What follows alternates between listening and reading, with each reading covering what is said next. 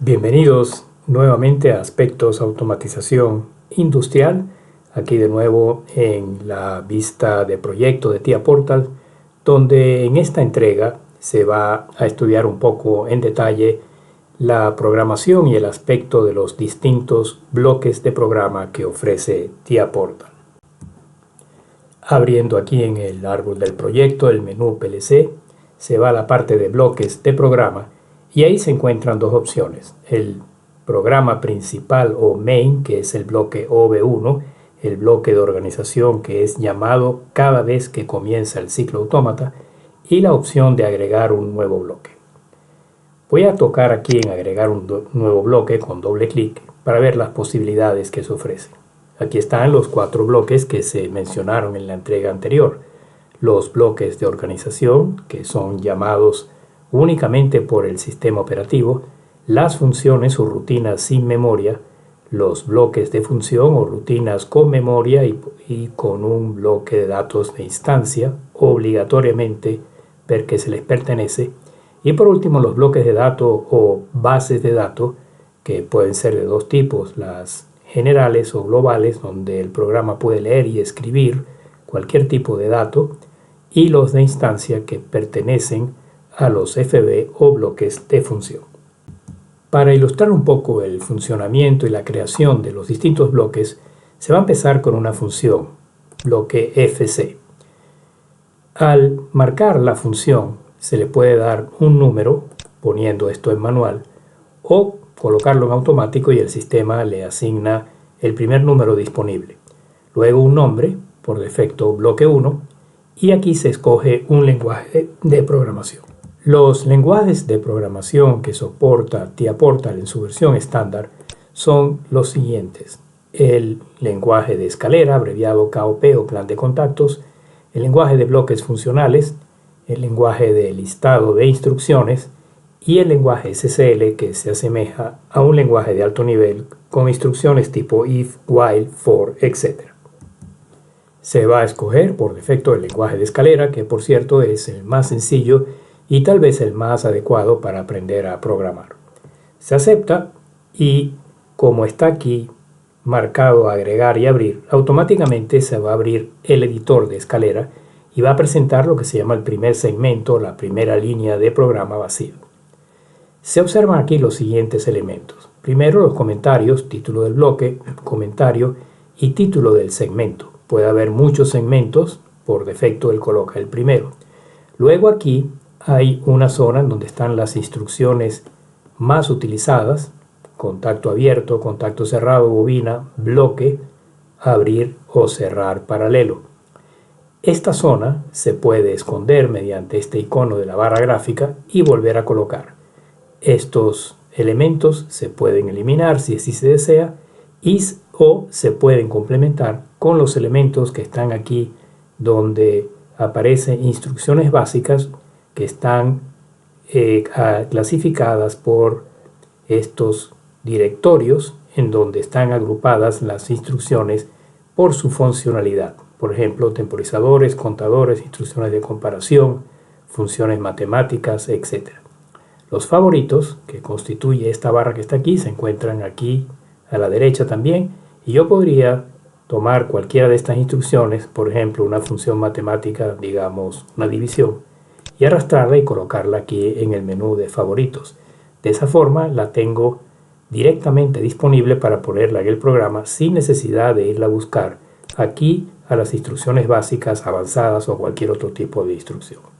Esto con clic derecho la voy a eliminar y accidentalmente le di clic y él la puso en el programa, pero lo voy a borrar para dejar esto igual que en el segmento 2 como estaba inicialmente. Bien, aquí arriba hay un menú gráfico mediante el cual se puede parametrizar el ambiente de trabajo, en este caso el lenguaje de escalera. Poniéndonos encima de cada uno de estos símbolos aparece el tooltip, por ejemplo aquí insertar un nuevo segmento o borrarlo, insertar o agregar una fila, expandir todos los segmentos en caso de que haya varios o contraerlos, mostrar o ocultar los comentarios. No hay comentarios, por supuesto, porque no hemos empezado, por consiguiente esto no tiene ningún efecto. En la parte de símbolos, hacer que los símbolos aparezcan en forma absoluta, simbólica o ambas. Y aquí ocultar o mostrar información adicional de la variable. Aquí, como habíamos dicho anteriormente, mostrar la fila de favoritos u ocultarla, activar o desactivar los comentarios de los segmentos, se observa el efecto. En caso de error, ir al próximo error o al anterior, y así sucesivamente. Tal vez importante es este símbolo con los lentes y la flecha que normalmente aparecerá de color verde cuando estamos online, y esto permite hacer una observación en línea, activar o desactivar la observación en línea, es decir, ver en tiempo real cómo se va desarrollando el programa, bien sea que se esté conectado al simulador o al PLC físico. Para ilustrar con algo más de detalle la parte de, por ejemplo, los símbolos, se va aquí a donde dice variables PLC y se va a marcar agregar una nueva tabla de variables. Se le puede dar el nombre por defecto, tabla de variables 1. Total, esa tabla de variables posteriormente se va a borrar. Se abre y se va a agregar una variable, por ejemplo, variable 1, tipo de datos, por ejemplo, int, que es entero, y al ser entero hay que alojarla en un Word de la memoria. Voy a escoger, por ejemplo, el Word número 30, MW30. Recuérdese que un Word son 2 bytes y por lo tanto puede alojar un número entero simple de 16 bits, donde el último bit, el 15 bit, o el bit 15 que sería el 16avo, es el bit de signo. Con eso se tiene esta variable ya definida. Se cierra la tabla de variables y ahora aquí, antes de poner ninguna instrucción, voy a enseñar qué significa esta zona que va a desplegarse cuando se pulsa esta flecha hacia abajo. Esto se llama la zona de interfaz y la tienen todos los bloques, es decir, los FC, los FB y los OB. En el caso de los FC, esta zona permite introducir los parámetros de entrada al bloque, de salida, de entrada a salida, es decir, información que entra al bloque, es procesada y después sale, las variables temporales, que son válidas únicamente dentro de este bloque y no tienen luego validez afuera, las constantes y una variable especial del bloque que se llama return, en la cual se puede definir, por ejemplo, un entero o un Word que tenga un código de error en caso de que el bloque genere un error.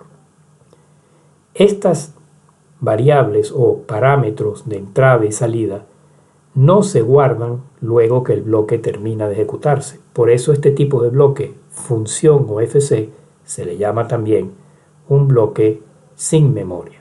Por el momento voy a agregar solo una variable temporal para ilustrar cómo se utiliza y cuál es el principio de funcionamiento de esas variables. La voy a llamar resultado intermedio.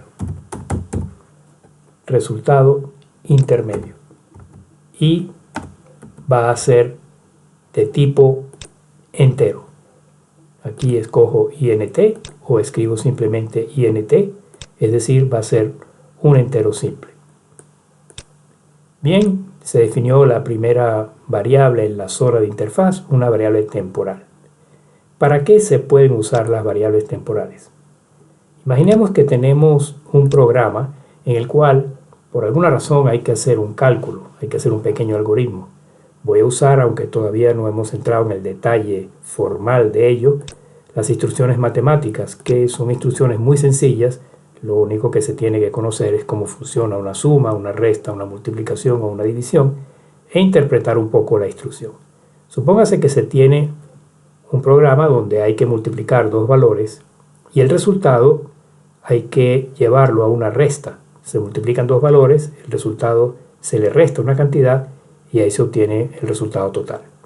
Se necesitan entonces dos bloques de la serie de funciones matemáticas. Por ejemplo, el bloque multiplicación lo arrastro y lo coloco aquí, que es un bloque que, como era de imaginarse, tiene dos entradas, entrada 1, entrada 2 y una salida, los multiplicandos y la salida. Y a continuación el bloque de resta sub, que tiene también dos entradas, le hace minuendo, sustraendo y una salida. Ahora bien, no se puede, como por ejemplo en el caso del logo sí se podía muchas veces, llevar una línea de la salida del bloque de multiplicación, por ejemplo, al minuendo del bloque de resta. Hay que colocar una variable intermedia. Esa variable intermedia realmente no es interesante, sino en el sentido de que sirve como herramienta o vehículo para tener el resultado que realmente sí interesa. Por eso, en lugar de gastar memoria global, se puede colocar aquí una memoria temporal como la que se definió anteriormente. Esa memoria temporal tiene vigencia solamente dentro de este bloque, que es el FC1, de manera que si se abre otro bloque FC o FB, yo puedo seguir usando esa variable temporal con el mismo nombre, pero ya no es la misma, puesto que al cerrarse ese bloque la variable se borra. Bien, supongamos que para hacerlo sencillo voy a hacer una multiplicación numérica entre el número 8, por ejemplo, y el número 4. Y el resultado lo voy a poner en esa variable temporal llamada resultado intermedio. Pulso la caja esta a la derecha, me sale la lista de variables permitidas aquí, que tienen que ser números enteros o reales. Hago clic y se observa que los parámetros están en rojo, indicando que hay algún problema. El problema es que hay que decirle al bloque de multiplicación qué tipo de datos estamos usando. Estamos usando números enteros. Al escoger aquí números enteros, automáticamente los valores toman el color azul o negro, que es el valor correcto. Luego voy a restar aquí esto de otra constante. 8 por 4 es sabido que es 32. Le voy a restar el número 10. Entonces aquí elijo resultado intermedio. Aquí coloco la constante 10. Y del otro lado, sí me interesa que ese resultado quede guardado en la memoria, que sea un resultado que los otros bloques lo puedan leer. Entonces no voy a escoger una variable temporal, sino voy a escoger la variable número 1 que tiene un lugar en la memoria específicamente reservado para él, que es el MW30. W1, por consiguiente, 8 por 4, 32. Este resultado intermedio valdrá 32. Aquí se le resta el número 10 y el resultado de esta resta, que es el número 22, es alojado en MW30 con el nombre variable 1. Yo aquí voy a borrar esto. Pude haber hecho también esto de otra manera. Yo pude haber escrito, si sé dónde está esa variable, simplemente MW30. Valido con 2 enter y automáticamente se coloca este valor aquí. Luego, como habíamos mencionado anteriormente aquí en este icono, yo le puedo decir, dame solamente direcciones absolutas.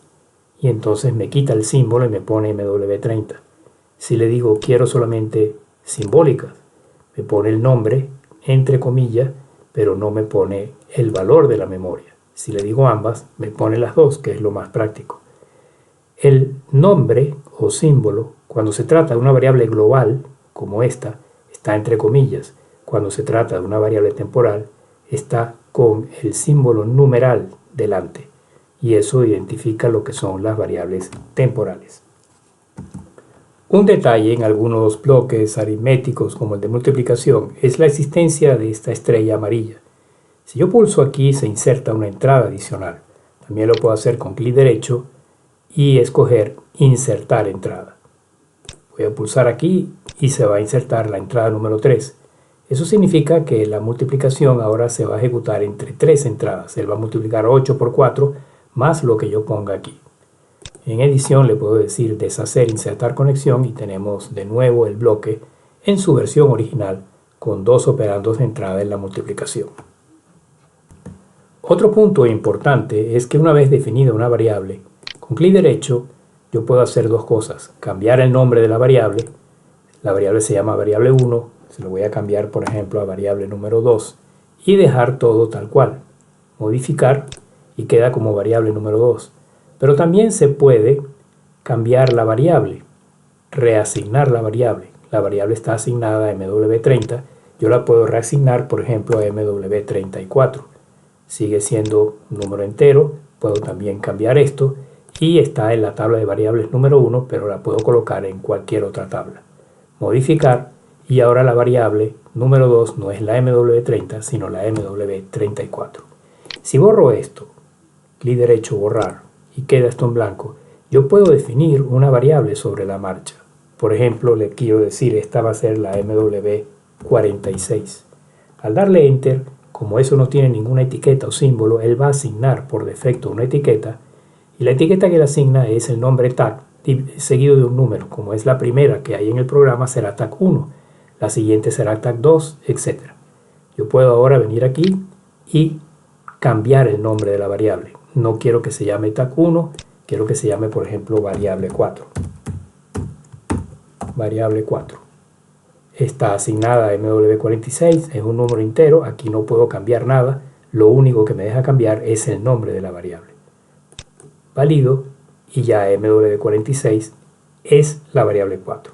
Para comprobar puedo ir aquí al variables PLC, abrir la tabla de variables, con doble clic, y ahí está la variable número 2, definida como MW34, pero no aparece esta nueva variable MW46. Veamos por qué. Cuando hago doble clic o clic derecho aquí y digo cambiar nombre a la variable, él me lo pone por defecto en la tabla de variables estándar y no puedo cambiar esto. ¿Qué hago? Cancelo, pero ahora escojo cambiar o reasignar variable. Y ahí sí puedo cambiar esto y enviarlo a la tabla de variables número 1.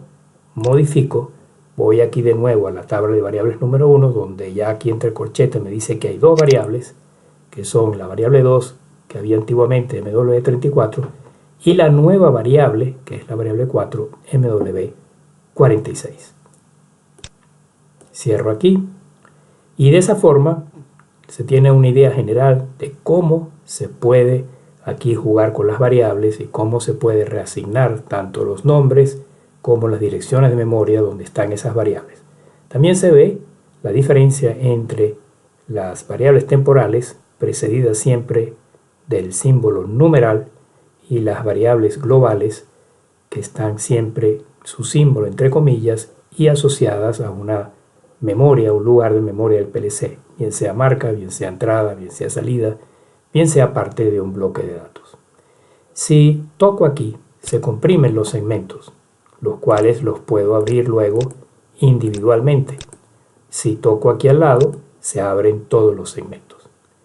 Se dijo anteriormente que los diferentes bloques FC, FB no pueden ejecutarse por sí solos, tienen que ser llamados por otro bloque, y en algún momento es el OV1 el responsable de hacer esa primera llamada. Si ahora hago doble clic en OV1, este es el programa principal y es el OV tal vez más importante.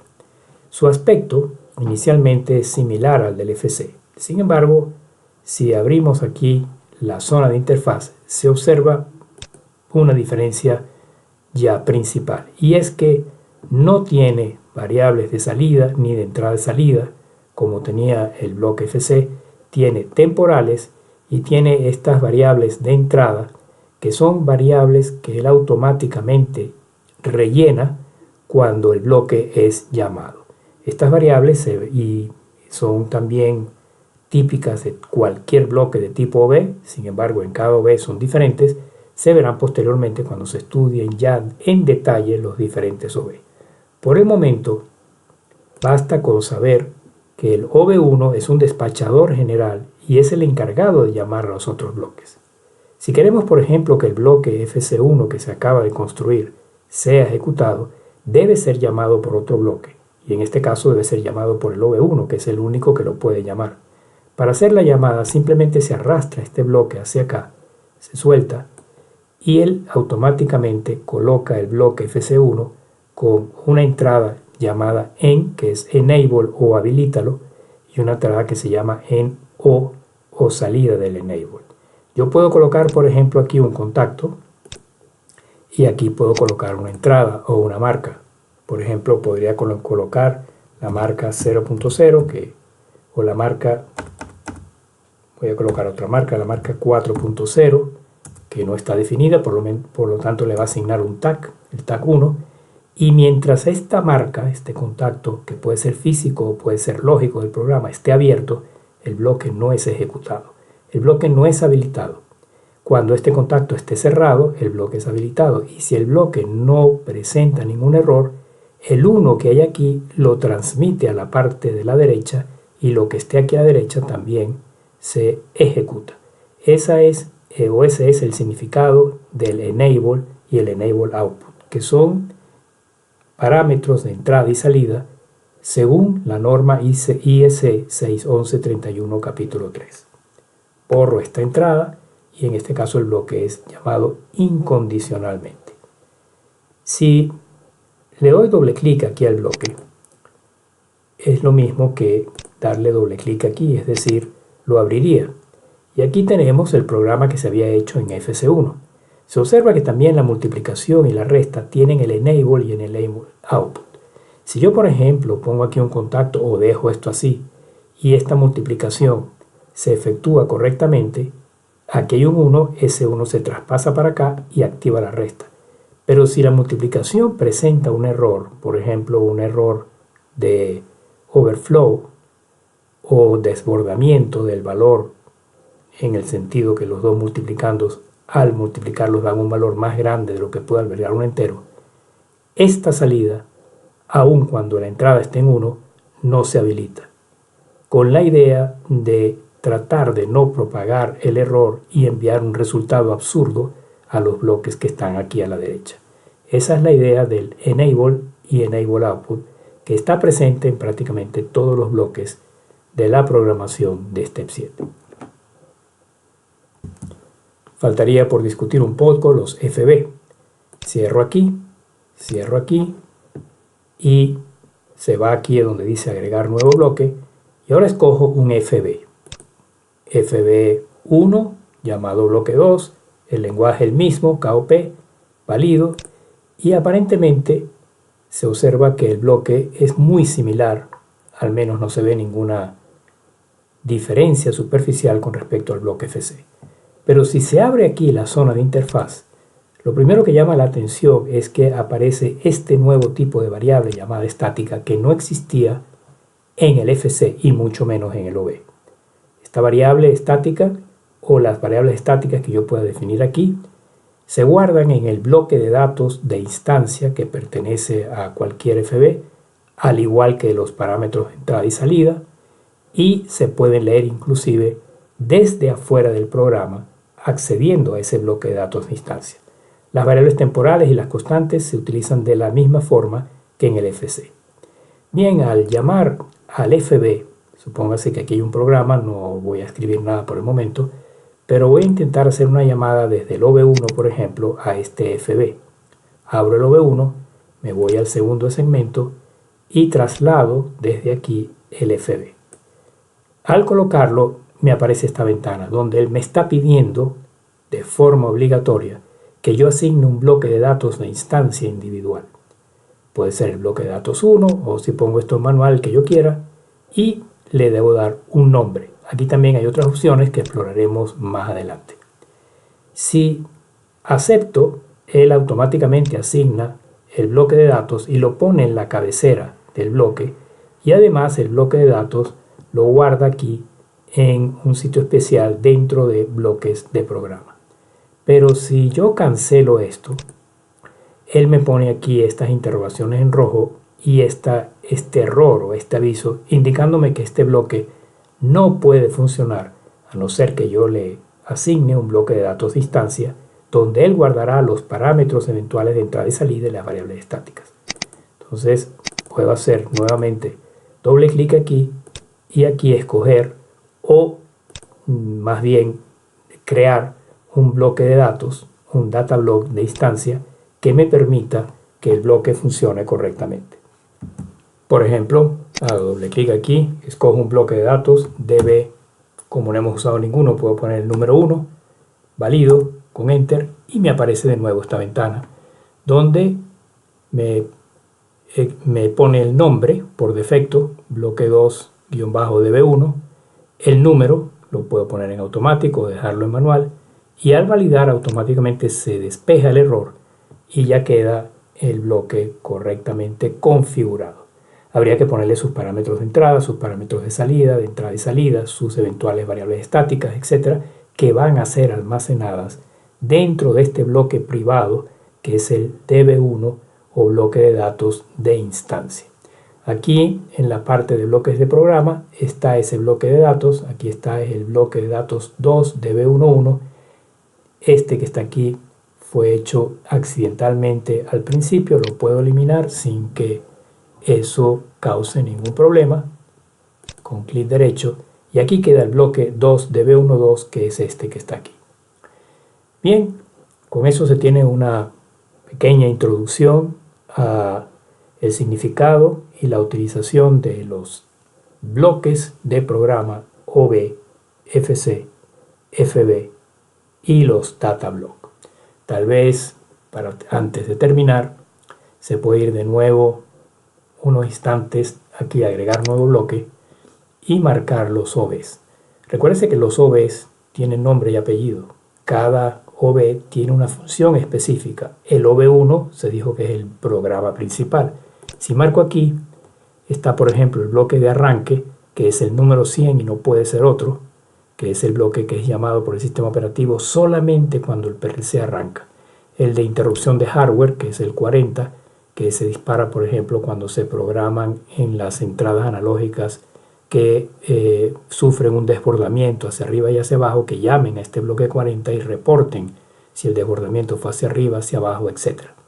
También, por ejemplo, el bloque de programación, que es el 121, que se ejecuta, o el programa sistema operativo lo llama cuando hay un error en el software, un error de software, un error de programa. El de diagnóstico de hardware, que se llama cuando hay un problema en una tarjeta, por ejemplo, un cortocircuito o falta de voltaje en una tarjeta periférica de entrada, de salida, etc., es el número 82. Y así sucesivamente. El S7500 escogido soporta estos bloques de organización. Algunos tienen un número ya preasignado y no se puede cambiar.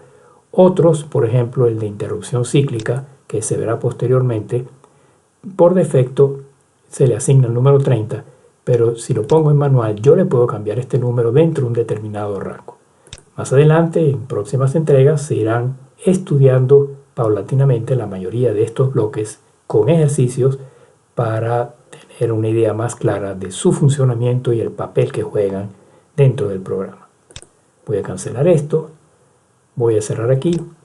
Y con eso finalizamos esta parte y entonces los espero para próximas entregas donde se comenzará ya con la programación en los diferentes lenguajes y el estudio primero de las instrucciones básicas y después de las más avanzadas dentro de TIA Portal y enfocados en el S7-1500. Así que si les ha parecido interesante esta entrega, no olviden por favor darle like, suscribirse al canal y los espero muy pronto para la próxima entrega.